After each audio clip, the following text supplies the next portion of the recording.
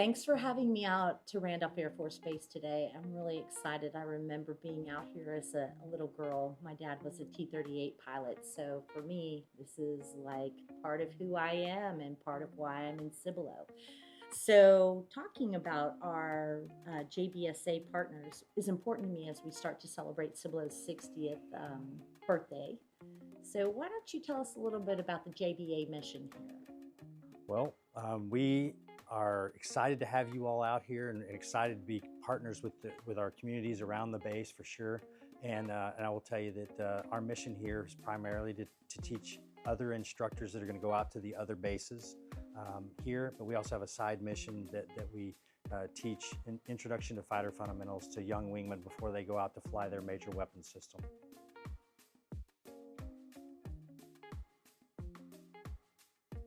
And we hear these sounds of aircraft over our head in Cibolo, and to me, it sounds like, my dad or the guys. Can you tell us a little bit about what that sound is all about and how it might be changing a little? But first of all, I just want to say thank you to all the patient citizens that are here and around the base that allow us to do the training.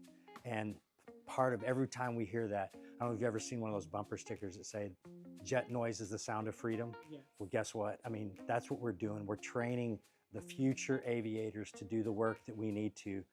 And it's just such a good opportunity for us to do that here. And we appreciate everybody around here that allows us to do that.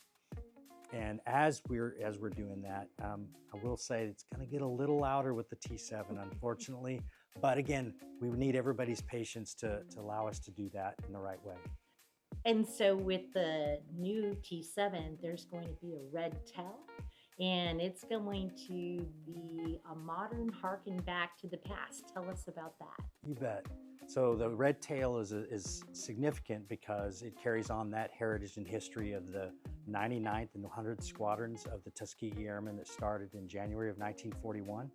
And that allowed them to be signified. And they were the first black aviators for the U.S. at that time and carried on that history. And they have a historic history, when I say it that way, in that they never lost anybody that they escorted while they were flying around Germany. So there were a lot of other aviators that were probably not favorable towards the black Americans, but yet they were asking for them to escort them and do their duties. But how are we going to transition from the T-38 and its role to the new red tail T7? Well, we're in that transition now.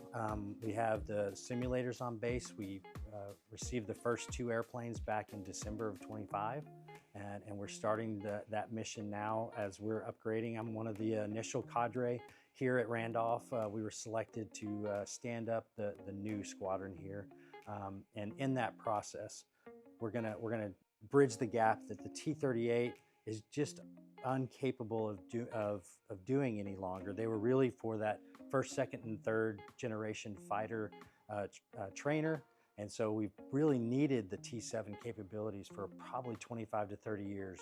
So speaking about that generational jump in technology, tell us how the next generation is going to view the T7 and what it's going to do for future pilots. So we have an opportunity here to really take as technology, as you talked about, as well as capabilities that we just never had with the T-38.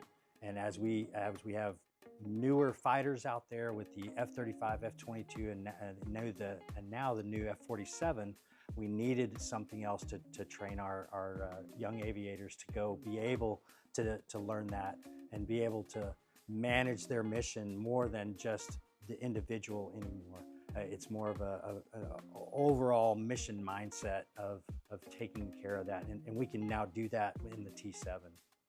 So Ringo, I want to thank you so much for letting us come out and ask, is there anything else you want to share with Cibolo? Absolutely. First of all, I want to say congratulations to Cibolo for y'all's history, and as you go forward, I think you said it was the 60th. Yes, 60 and then we're going to tie that in with now Freedom 250, 250 years of America, and what a great honor we have to celebrate that together as we continue forward.